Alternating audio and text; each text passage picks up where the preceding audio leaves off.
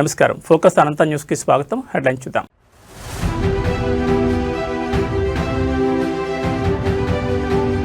అంతర్జాతీయ వేదికగా మేడారం, వనదేవతల చెంత న్యూజిలాండ్ మావోరి గిరిజనుల హకానృత్యం.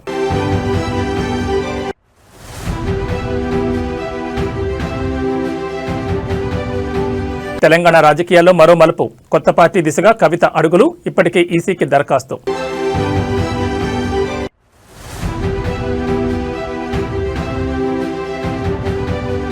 హార్వర్డ్లో స్టూడెంట్ రేవంత్ రెడ్డి, మంచు తుఫాన్లోనూ ఆగాని నాయకత్వ పాఠాలు.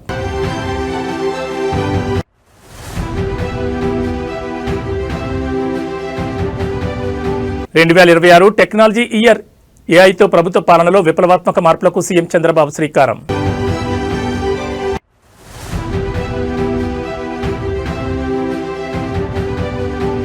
అమెజాన్లోని ఆగన్ లేఆఫ్స్, కల్చర్ పేరుతో 30,000 మంది ఉద్యోగులపై వేటు వేస్తున్న సీఈఓ ఆండీ జోసీ. ఇక డీటెయిల్స్ చూస్తే, తెలంగాణ రాజకీయాల్లో గత కొన్ని రోజులుగా జరుగుతున్న పరిణామాలు, ముఖ్యంగా ముఖ్యమంత్రి రేవంత్ రెడ్డి విదేశీ పర్యటనలో ఉన్న సమయంలో డిప్యూటీ సీఎం భట్టి విక్రమార్క నిర్వహించిన మంత్రుల సమావేశం పెద్ద చర్చకు దారితీసింది. దీనిపై పీసీసీ అధ్యక్షుడు మహేష్ కుమార్ గౌడ్ కీలక వ్యాఖ్యలు చేశారు. ఢిల్లీలో కాంగ్రెస్ ప్రధాన కార్యదర్శి కేసీ వేణుగోపాల్తో భేటీ అయిన అనంతరం మహేష్ కుమార్ గౌడ్ మీడియాతో మాట్లాడారు. ప్రభుత్వంలో ఎలాంటి విభేదాలు లేవని ఆయన కుండబద్దలు కొట్టారు. సీఎం విదేశాల్లో ఉన్నప్పుడు రాష్ట్ర పరిపాలన స్తంభించకూడదని, ఆ ఉద్దేశంతోనే భట్టి విక్రమార్క మంత్రులతో సమావేశమయ్యారని ఆయన సమర్థించారు. దీనిపై అనవసర రగడ వద్దని సూచించారు. గడిచిన 10 ఏళ్ల బీఆర్ఎస్ పాలనలో జరిగిన అవకతవకలపై విచారణ జరగాల్సిందేనని డిమాండ్ చేశారు. ముఖ్యంగా ఫోన్ ట్యాపింగ్ వ్యవహారంలో దోషులెవరిని వదిలిపెట్టకూడదని, అందరికీ నోటీసులు ఇవ్వాలని కోరారు. ఎమ్మెల్సీ కవిత కాంగ్రెస్లోకి వస్తారనే ప్రచారానికి ఆయన గట్టిగా చెక్ పెట్టారు. ఆమె తమ పార్టీకి అవసరం లేదనే మాటకు తాను ఇప్పటికీ కట్టుబడి ఉన్నారని స్పష్టం చేశారు. హరీష్ రావు, కేటీఆర్ కాంట్రాక్టుల వ్యవహారంలో కవితే స్వయంగా కీలక విషయాలు వెల్లడించారని ఆయన ఈ సందర్భంగా గుర్తు చేశారు. ముఖ్యమంత్రి రేవంత్ రెడ్డి విదేశీ పర్యటన ముగించుకుని వచ్చిన తర్వాత రాష్ట్రంలోని తాజా రాజకీయ పరిణామాలపై హైకమాండ్తో సమగ్రంగా చర్చిస్తామని పీసీసీ బాస్ వెల్లడించారు. మొత్తానికి ఈ వ్యాఖ్యలతో పార్టీలో మరియు ప్రభుత్వంలో అంతా సవ్యంగానే ఉందనే సంకేతాన్ని కేడర్కు పంపే ప్రయత్నం చేశారు మహేష్ కుమార్ గౌడ్.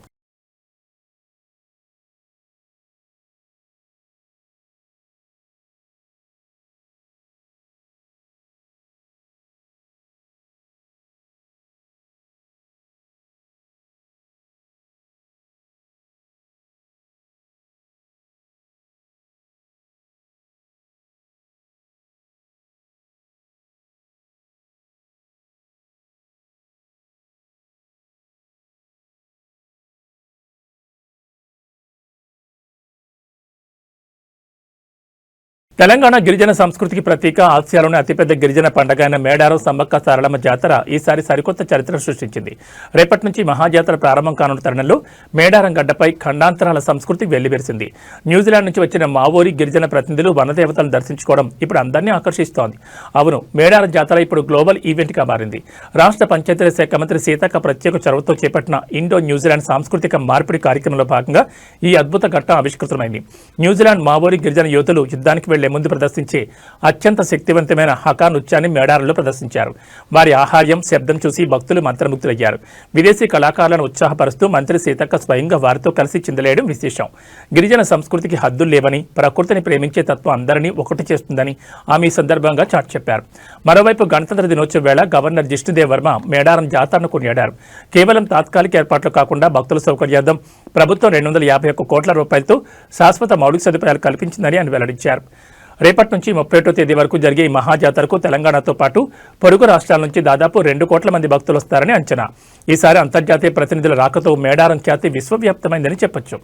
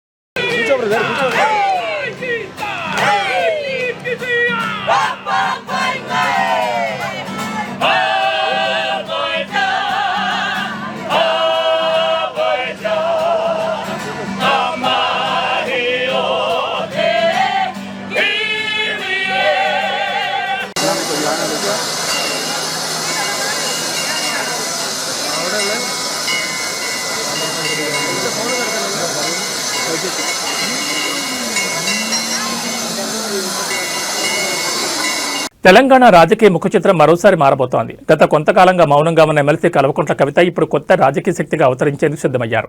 తన సొంత సంస్థ తెలంగాణ జాగృతిని రాజకీయ పార్టీగా మార్చే ప్రక్రియను ఆమె వేగవంతం చేశారు. ఢిల్లీ వేదికగా కేంద్ర ఎన్నికల సంఘానికి పార్టీ నమోదు కోసం దరఖాస్తు చేయడంతో రాష్ట్ర రాజకీయాల్లో ఒక్కసారిగా వేడి పెరిగింది. కేవలం సాంస్కృతిక కార్యక్రమాలకే పరిమితం కాకుండా ప్రజల పక్షాన పోరాడేందుకు కవిత సిద్ధమయ్యారు. అమరవీరుల ఆశయాలు, ఉద్యమకారుల కళాన్ని వినిపించే లక్ష్యంతో తెలంగాణ జాగృతిని పార్టీగా మారుస్తున్నారు. మరో 3 నెలల్లో దీనికి ఈసీ గుర్తింపు లభించే అవకాశం ఉంది. రాబోయే జీహెచ్ఎంసీ ఎన్నికల లక్ష్యంగా కవిత పావులు కదుపుతున్నారు. గణతంత్ర దినోత్సవం సందర్భంగా జాతీయ జెండా ఆవిష్కరించిన కవిత కేంద్ర ప్రభుత్వంపై తీవ్రస్థాయిలో మండిపడ్డారు. జనగణన 2026 డాక్యుమెంట్లో బీసీ కాలం లేకపోవడం వెనుకబడిన వర్గాలను వంచడమేనని ఆమె ఆగ్రహం వ్యక్తం చేశారు. ఇక రాష్ట్రంలో ప్రకంపనలు సృష్టిస్తున్న ఫోన్ ట్యాపింగ్ కేసుపై కవిత చేసిన వ్యాఖ్యలు ఇప్పుడు హాట్ టాపిక్ గా మారాయి. ఈ వ్యవహారంలో తాను కూడా బాధితురాలేనని ఆమె పేర్కొన్నారు. ఎన్నికల సమయంలో రాజకీయ లబ్ధి కోసమే పాత కేసులను ప్రభుత్వం తిరగదవుతోందని విమర్శించారు. జనగాం జిల్లా జఫర్గఢ్లో గాదే ఎన్ఐ కుటుంబాన్ని పరామర్శించిన సందర్భంగా ఆమె వ్యాఖ్యలు చేశారు. అటు బీఆర్ఎస్ నుంచి బయటకొచ్చి ఇటు కొత్త పార్టీ దిశగా అడుగులు వేస్తున్న కవిత వ్యూహం ఎలాంటి ఫలితాలనిస్తుందో వేచి చూడాలి.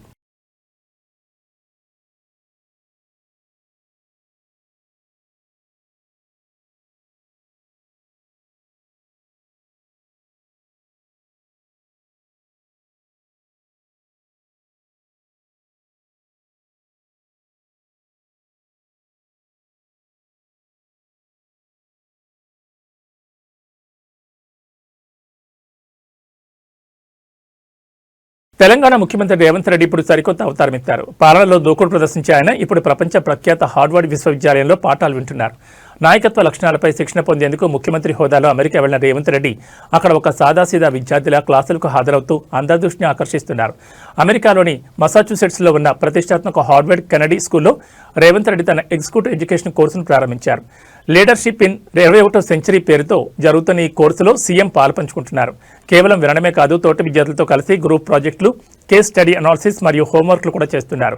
ఉదయం 7 గంటల నుంచే ఆయన క్లాసుల్లో నిమగ్నమవుతున్నారు. ప్రస్తుతం బోస్టన్ ప్రాంతాన్ని ఫ్రెడ్ అనే భీకర మంచు తుఫాను వణికిస్తోంది. -20 డిగ్రీల చలి, 2 అడుగుల మేర పేరుకుపోయిన మంచు ఉన్నప్పటికీ రేవంత్ రెడ్డి ఏమాత్రం వెనక్కి తగ్గకుండా తన తరగతులకు హాజరవుతున్నారు. స్వతంత్ర భారత్ చరిత్రలో ఒక ముఖ్యమంత్రి పదవిలో ఉండగా ఐవీ లీగ్ యూనివర్సిటీలో ఇలాంటి కోర్సుల్లో చేరడం ఇదే తొలిసారని సీఎం కార్యాలయం వెల్లడించింది. అయితే ముఖ్యమంత్రి హార్వర్డ్ వెళ్లడంపై రాజకీయంగా విమర్శలు రేగుతున్నాయి. నాయకత్వం అనేది క్షేత్రస్థాయిలో ప్రజల మధ్య ఉండి నిరూపించుకోవాలి కానీ విదేశీ యూనివర్సిటీలో కాదని బీజేపీ నేత ఎన్వీ సుభాష్ ఎద్దేవా చేశారు. రాష్ట్ర ఖజానాపై భారం వేస్తూ వ్యక్తిగత ఆకాంక్షల కోసం ఈ పర్యటన చేస్తున్నారని ఆయన ఆరోపించారు. ఏది ఏమైనా జనవరి 30 వరకు ఈ కోర్సు కొనసాగనుంది. ఆ తర్వాత రేవంత్ రెడ్డి హార్వర్డ్ సర్టిఫికెట్తో తిరిగి రాష్ట్రానికి రానున్నారు. మరి ఈ విదేశీ పాఠాలు తెలంగాణ పాలనలో ఎలాంటి మార్పులు తెస్తాయో వేచి చూడాలి.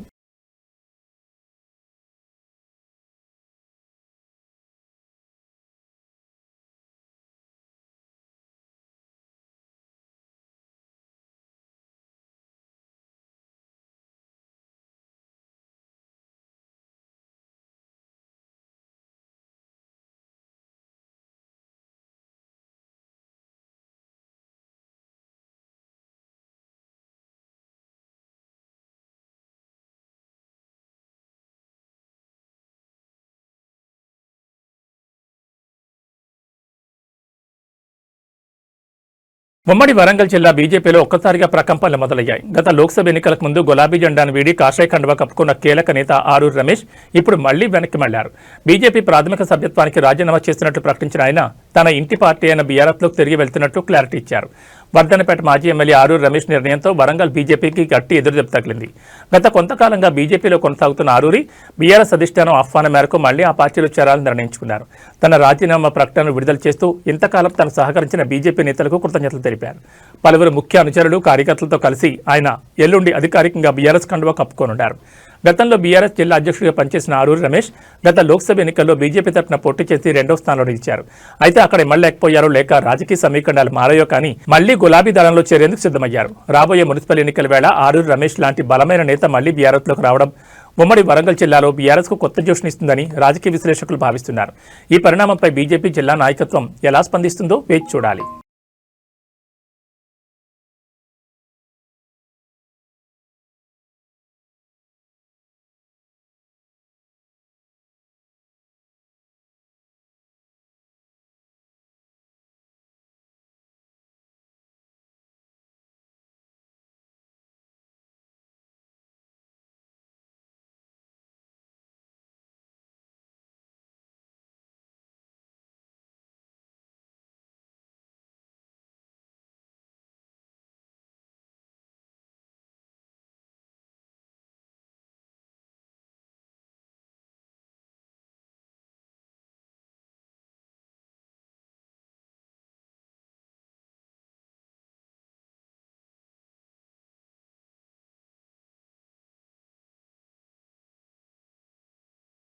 ఆంధ్రప్రదేశ్ రాజకీయ చరిత్రలో ఒక యువనేత అడుగులు అధికార మార్పిడికి ఎలా పునాది వేశాయో చెప్పేందుకు యువగళం ఒక నిలువెత్తు సాక్ష్యం. నారా లోకేష్ చేపట్టిన చారిత్రాత్మక యువగళం పాదయాత్ర ప్రారంభమై నేటికి సరిగ్గా 3 ఏళ్లు పూర్తయింది. ఈ సందర్భంగా మంగళవారం మంగళగిరిలోని టీడీపీ కేంద్ర కార్యాలయం ఎన్టీఆర్ భవన్లో పండగ వాతావరణం నెలకొంది. మంగళవారం ఉదయం ఎన్టీఆర్ భవన్కు చేరుకున్న మంత్రి నారా లోకేష్ కు పార్టీ నేతలు కార్యకర్తలు ఘన స్వాగతం పలికారు. కేక్ కట్ చేసి మిఠాయిలు పంచుకుంటూ ఈ 3 ఏళ్ల ప్రస్థానాన్ని గుర్తు చేసుకున్నారు. 2023 జనవరి 27న కుప్పంలో మొదలైన ఈ యాత్ర 226 రోజుల పాటు 3132 కిలోమీటర్ల మేర సాగింది. లోకేష్ అడుగుపెట్టిన 97 నియోజకవర్గాల్లో ఏకంగా 90 స్థానాల్లో కూటమి అభ్యర్థులు విజయం సాధించడం ఈ యాత్ర పవర్ ఏంటో నిరూపించిందని నేతలు కొనియాడారు. 11 ఉమ్మడి జిల్లాలు 2000కు పైగా గ్రామాల మీదుగా సాగిన ఈ ప్రయాణంలో లోకేష్ సామాన్యుల కష్టాలను స్వయంగా విని వారికి భరోసా ఇచ్చారు. యువతలో స్ఫూర్తి నింపడమే కాకుండా అప్పటి ప్రభుత్వ వ్యతిరేకతను ఓట్ల రూపంలోకి మార్చడంలో యువగళం సక్సెస్ అయిందని విశ్లేషకులు భావిస్తున్నారు. వేడుకల్లో పార్టీ రాష్ట్ర అధ్యక్షుడు పల్లా శ్రీనివాసరావు, మంత్రులు అచ్చెన్నాయుడు, కొల్లు రవీందర్తో పాటు పలువురు ఎంపీలు, ఎమ్మెల్యేలు పాల్గొని లోకేష్ కు ప్రత్యేక అభినందనలు తెలిపారు. ప్రజాక్షేత్రంలో లోకేష్ ను ఒక పరిణితి చెందిన నాయకుడిగా నిలబెట్టిన యువగళం తెలుగుదేశం పార్టీ కేడర్లో నింపిన ఊపు ఇప్పుడు ప్రభుత్వ పాలనలోనూ ప్రతిబింబిస్తోందని పార్టీ వర్గాలు ధీమా వ్యక్తం చేస్తున్నాయి.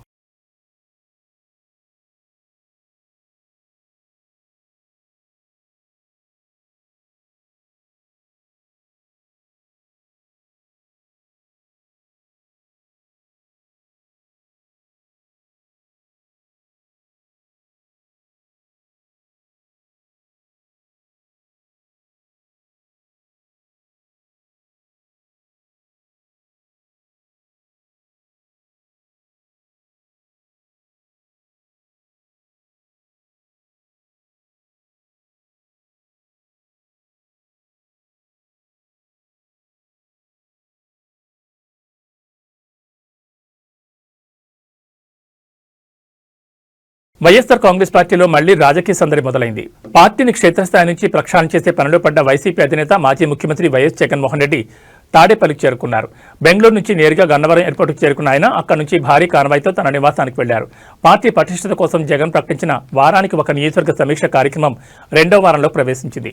తాడేపల్లి చేరుకున్న వెంటనే జగన్ విశ్రాంతి తీసుకోకుండా ఈరోజు సాయంత్రమే పార్టీ ముఖ్య నేతలతో సమావేశం కానున్నారు.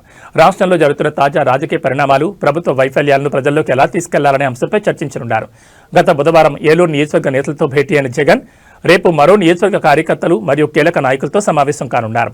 నేరుగా గ్రౌండ్ లెవెల్ కార్యకర్తలతో మాట్లాడి స్థానికంగా పార్టీ ఎదుర్కొంటున్న సమస్యలను అడిగి తెలుసుకోనున్నారు.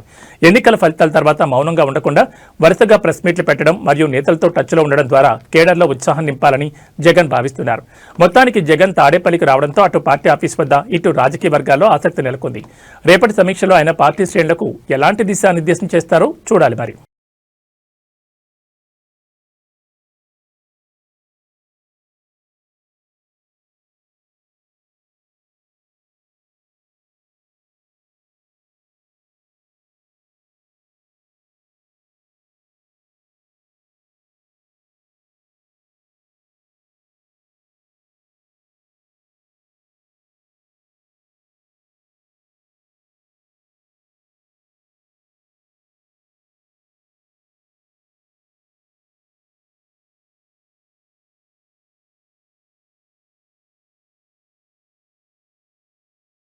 సినిమా ఇండస్ట్రీలో తనదైన శైలిలో గుర్తింపు పొందిన నిర్మాత బండ్ల గణేష్ ఇప్పుడు భక్తి మార్గంలో సాగుతున్నారు. తన అభిమాన నేత చంద్రబాబు నాయుడు మళ్లీ ముఖ్యమంత్రి కావాలని ఆయన గతంలో మొక్కుకున్న మొక్కును తీర్చుకునేందుకు తిరుమలకు పాదయాత్ర చేపట్టారు.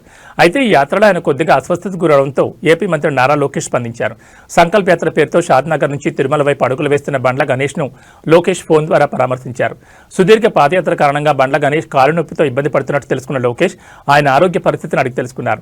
యాత్రలో తీసుకోవాల్సిన జాగ్రత్తలను సూచిస్తూ త్వరగా కోలుకుని మొక్కు పూర్తి చేయాలని ఆకాంక్షించారు. గత వైసీపీ ప్రభుత్వ హయాంలో చంద్రబాబు అరెస్ట్ అయినప్పుడు బండ్ల గణేష్ ఎంతో ఆవేదన చెందారు. చంద్రబాబు జైలు నుంచి విడుదలై మళ్లీ సీఎంగా బాధ్యతలు చేపడితే కాలినడకన తిరుమలకు వస్తారని ఆయన వెంకటేశ్వర స్వామికి మొక్కుకున్నారు. కూటమి భారీ విజయం సాధించడంతో ఈ నెల 19న ఆయన తన యాత్రను ప్రారంభించారు. ప్రస్తుతం బండ్ల గణేష్ పాదయాత్ర కర్నూలు జిల్లాలో కొనసాగుతోంది. మార్గమధ్యంలో టీడీపీ అభిమానులు, స్థానిక నేతలు ఆయనకు ఘనస్వాగతం పలుకుతూ సంఘీభావం తెలుపుతున్నారు. రాజకీయాలతో సంబంధం లేకుండా ఒక వ్యక్తిపై ఉన్న అభిమానంతో బండ్ల గణేష్ చేపట్టిన ఈ యాత్ర ఇప్పుడు సోషల్ మీడియాలోనూ హాట్ టాపిక్ గా మారింది. లోకేష్ స్వయంగా ఫోన్ చేసి మాట్లాడడంపై బండ్ల గణేష్ హర్షం వ్యక్తం చేశారు.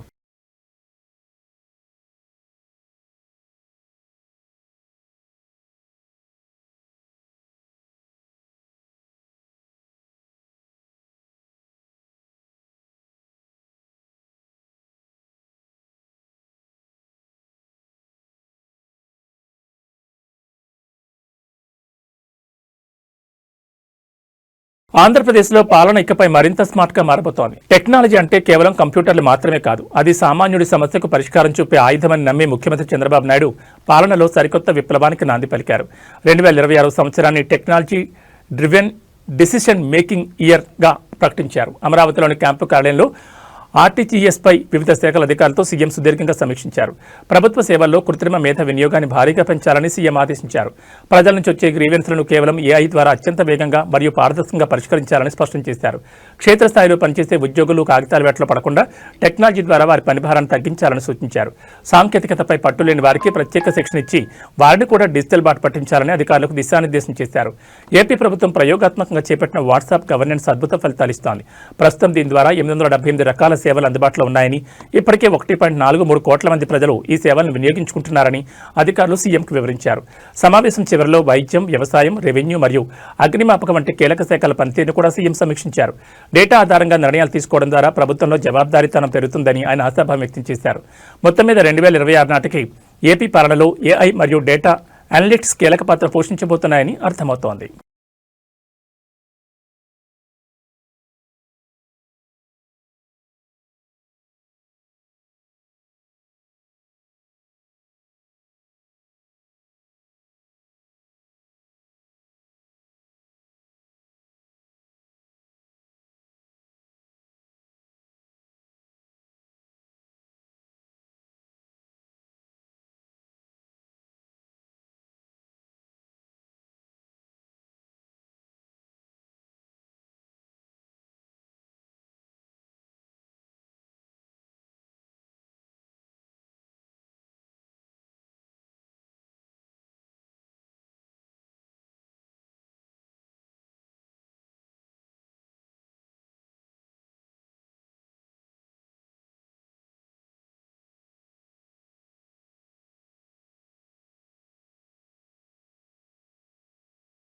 మీరు ఇయర్ బడ్స్ వాడుతున్నారా? గంటల తరబడి చెవిలో పెట్టుకోవడం వల్ల నొప్పిగా అనిపిస్తోందా? అయితే మీకోసమే రియల్మీ ఒక క్రేజీ ఆవిష్కరణలో ముందుకొస్తోంది. ఇప్పటి వరకు మనం చెవి లోపల దూచుకునే ఇయర్ బడ్స్ చూసాం, కానీ రియల్మీ ఇప్పుడు క్లిప్ తరహాలో చెవికి తగిలించుకునే సరికొత్త రియల్మీ బడ్స్ క్లిప్ను లాంచ్ చేయబోతోంది. ఇది కేవలం స్టైల్ మాత్రమే కాదు, ఆరోగ్యాన్ని కూడా ఎంతో మేలు చేస్తోందంటోంది కంపెనీ. సాధారణంగా ఇయర్ బడ్స్ ఎక్కువసేపు వాడితే చెవిలో గాలి ప్రసరణ లేక ఇన్ఫెక్షన్లు వచ్చే అవకాశం ఉంటుంది. ఈ సమస్యకు పరిష్కారమే ఈ ఓపెన్ ఇయర్ ఆడియో డివైస్. ఈ బడ్స్ చెవి కాలువను మూసేవు, చెవి బయటి వైపు క్లిప్ లాగా తగిలించుకోవచ్చు. దీనివల్ల పాటలు వింటూనే చుట్టుపక్కల ఏం జరుగుతుందో కూడా గమనించవచ్చు. ముఖ్యంగా రోడ్డుపై నడిచేటప్పుడు లేదా డ్రైవింగ్ చేసేటప్పుడు ఇది చాలా సురక్షితం. ఇవి కేవలం 5.3 గ్రాముల బరువుతో చాలా తేలిగ్గా ఉంటాయి. టైటానియం ఆధారిత మెమరీ మెటల్తో తయారు చేయడం వల్ల ఏ సైజ్ చెవికైనా ఇవి కంఫర్టబుల్గా సెట్ అయిపోతాయి. ఓపెన్ డిజైన్ అయినప్పటికీ సౌండ్ క్వాలిటీలో రియల్మీ రాజీ పడలేదు. ఇందులో dual driver setup, AI sound tuning మరియు స్పేషియల్ ఆడియో వంటి ఫీచర్లు ఉన్నాయి. అంటే సినిమా థియేటర్ లాంటి అనుభూతిని ఇవి అందిస్తాయి. త్వరలోనే మార్కెట్లోకి రానున్న ఈ రియల్మీ బడ్స్ క్లిప్ ఆడియో మార్కెట్లో కొత్త ట్రెండ్ సెట్ చేయడం ఖాయంగా కనిపిస్తోంది.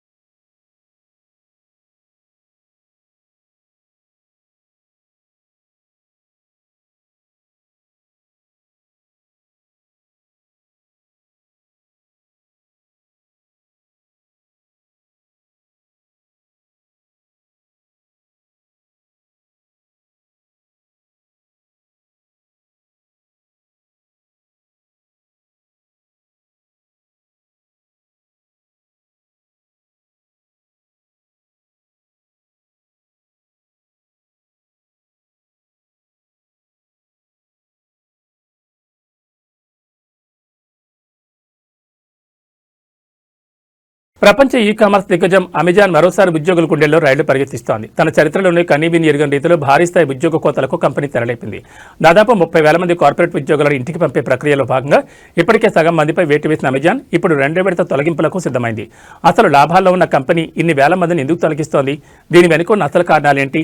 అమెజాన్ చేపట్టిన ఈ భారీ లే ఆఫ్ వెనుక ఆర్థిక ఇబ్బందుల కంటే సంస్థాగత ప్రక్షాళన ఎక్కువగా కనిపిస్తోంది. 2025 అక్టోబర్లో మొదటి విడతగా 14,000 మందిని తొలగించగా ఇప్పుడు మిగిలిన 16,000 మందిపై వేటు వేసేందుకు రంగం సిద్ధమైంది. ఇది అమెజాన్ కార్పొరేట్ విభాగంలో దాదాపు 10% ఉద్యోగాలకు సమానం. ప్రధానంగా Amazon web services, prime video, retail మరియు హెచ్ఆర్ విభాగాలపై ఈ కోతల ప్రభావం తీవ్రంగా ఉండబోతోంది. సాధారణంగా ఖర్చులు తగ్గించుకోవడానికో లేదా నష్టాలు వచ్చాయనో ఉద్యోగులు తీసేస్తుంటారు.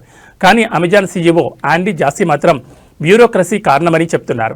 మేనేజర్ల సంఖ్య పెరిగిపోవడం వల్ల నిర్ణయాలు తీసుకోవడంలో జాప్యం జరుగుతోందని, అందుకే కంపెనీ నిర్మాణాన్ని సరిచేస్తున్నామని ఆయన వివరించారు. ఈ తొలగింపులకు ఆర్టిఫిషియల్ ఇంటెలిజెన్స్, ఏఐ నేరుగా కారణం కాదని కంపెనీ చెప్తున్నా సంస్థ సామర్థ్యాన్ని పెంచే వ్యూహంలో ఏఐ పాత్ర ఖచ్చితంగా ఉందని నిపుణులు విశ్లేషిస్తున్నారు. అక్టోబర్లో ఉద్యోగం కోల్పోయిన వారికి 90 రోజుల జీతం సెవరెన్స్ ప్యాకేజీగా ఇచ్చిన అమెజాన్ ఇప్పుడు తొలగించే వారికి కూడా అవే ప్రయోజనాలు కల్పించనుంది. డెలివరీ ఏజెంట్లు, గోదాం సిబ్బంది సురక్షితంగా ఉన్నప్పటికీ కార్పొరేట్ స్థాయిలో జరుగుతున్న ఈ మార్పులు టెక్ రంగంలో తీవ్ర చర్చకు దారితీస్తున్నాయి.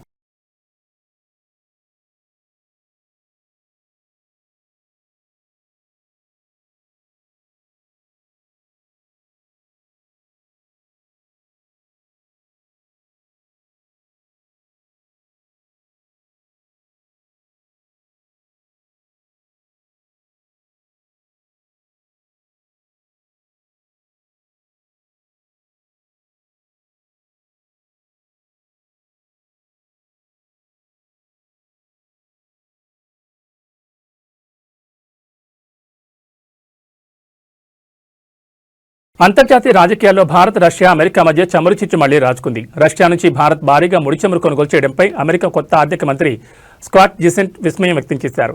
కేవలం భారత్తోనే కాకుండా పరోక్షంగా ఐరోపా దేశాల ద్వంద్వ వైఖరిని కూడా ఆయన తూర్పారబెట్టారు. భారత్ మరియు యూరోపియన్ యూనియన్ మధ్య స్వేచ్ఛ వాణిజ్య ఒప్పందం కొలిక్కొచ్చిన తరుణంలో స్కాట్ బెసెంట్ చేసిన వ్యాఖ్యలు ఇప్పుడు ప్రపంచవ్యాప్తంగా చర్చనీయాంశంగా మారాయి.